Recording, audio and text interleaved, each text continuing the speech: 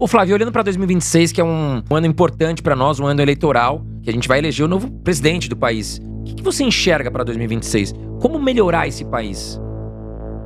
Eu acho que o Lula vai ganhar 2026. Eu tô preparando para isso.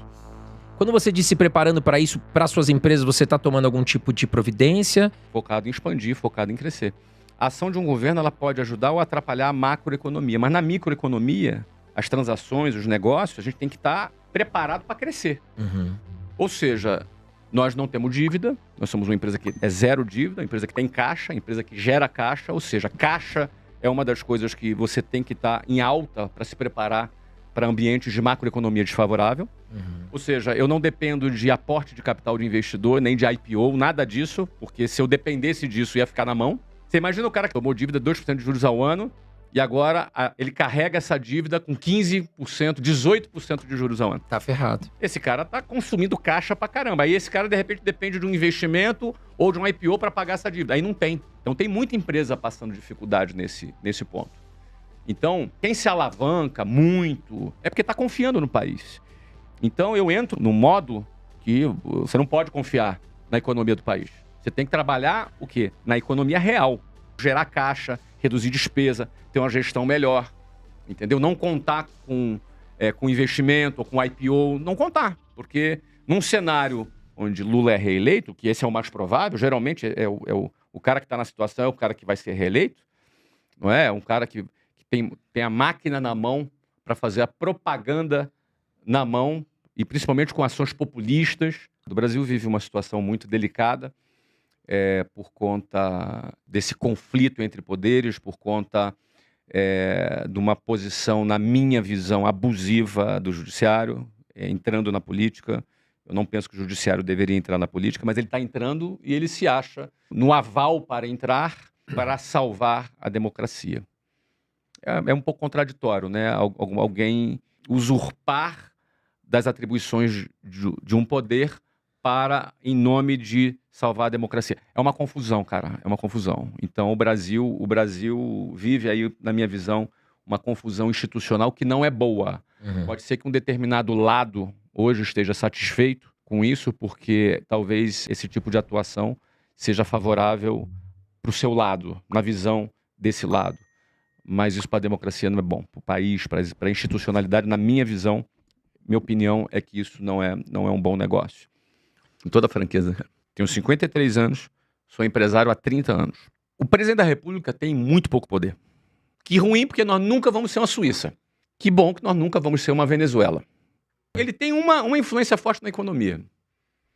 E aí óbvio. Mas você não acha que a China, por exemplo, A China concentra poder. Então, concentra poder e a gente vê como um país que saiu da extrema pobreza, tirou muita gente da extrema pobreza, né? Sim, mas aqui trazendo um exemplo. Mas a China é uma ditadura. Sim, exatamente. A China é uma ditadura. Mas você acha que é uma ditadura que deu certo? Não, quase toda ditadura, se não tiver um louco lá, vai dar certo. Sim. Por exemplo, uma sorte, né? Uma empresa é uma ditadura. Sim. A minha empresa é uma ditadura. Nós não fazemos votação lá. Sou eu que decido. É o meu capital. Se alguém vai se ferrar, vai ser eu. Se alguém vai ganhar dinheiro, vai ser eu também. Sim. Então, uma empresa é uma ditadura. Então, uma empresa jamais funcionaria numa democracia. Uma democracia, uma empresa quebra. Então, assim, a China é uma ditadura. Hoje tem lá o Xi Jinping lá, que tem um projeto de país e, obviamente, por ser uma ditadura, vai ser o caminho sempre mais curto para realizar alguma coisa. Agora, o cara que vai suceder ele pode ser um louco. Esse é o problema a ditadura é um caminho mais curto para se chegar às coisas. Sim. Agora, não é o caminho mais seguro, porque muitas atrocidades podem ser feitas pelo Estado. O Estado, ele não pode ter essa moral toda. O Estado não é confiável.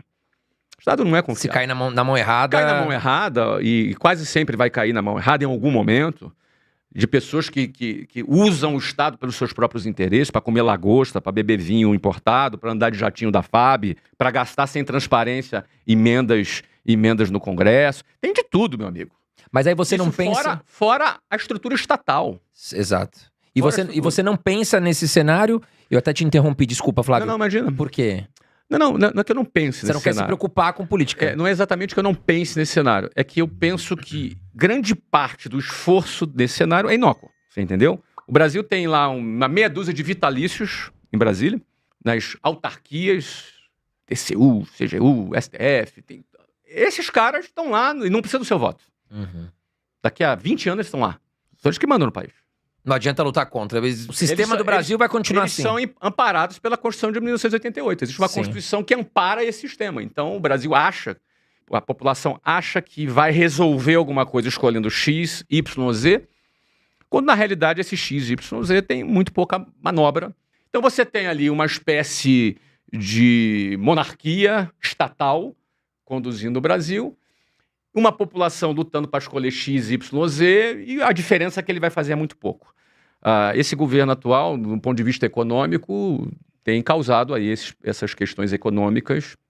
Nós não temos nenhum IPO nos últimos 4 anos. Sim. Os Estados Unidos teve mais de 500 IPOs nos últimos 4 anos. Por quê? Porque taxa de juros de 15%, você não vai ter IPO. Exatamente. Então, assim, ou seja, seria muito melhor para o Brasil, aí eu não estou falando de bandeira A, B ou C, mas seria muito melhor que o Brasil mudasse a forma como está gerindo a economia, para o bem da economia do Brasil. Então, falando de economia, se eu olho aqui para a plataforma que esse atual governo está fazendo, gastando muito mais do que arrecada, uma hora quebra. Exato. O Brasil está no caminho do calote. E isso vai aumentar mais taxa de juros. Isso vai aumentar mais dólar. Esse é o caminho que o Brasil está, se não mudar. Precisa ter uma modificação. O mercado, ele não entra em pânico porque ele sempre espera que alguma coisa se modifique. Ou que o governo mude a sua conduta na questão dos gastos públicos. Você vê as estatais aí dando prejuízo pra caramba. Ou seja, o Tesouro tendo que aportar dinheiro ali, daqui a pouco vai ficar difícil de captar papéis. Porque o Brasil depende de empréstimo do investidor. O Brasil fala mal do investidor internacional, mas depende da grana que ele põe aqui. E para atrair esse cara tem que aumentar a taxa de juros, porque o risco está aumentando muito. Então o ideal é que mudasse essa forma de conduzir a economia. Agora, fora essa forma de conduzir a economia, fica aquela discussão ideológica para aqui e para lá, e que tem muito pouca diferença que faz no país. Né? Então, eu, como empresário, eu me concentro em trabalhar os meus negócios e fazer esses negócios crescer. A minha maior contribuição é gerar emprego, contribuo com os meus impostos, eu não sonego imposto, eu pago todos os direitos trabalhistas, emprego milhares de pessoas e cresci em todos os governos. Nunca fiz negócio com o governo, nunca tive negócio de dinheiro público.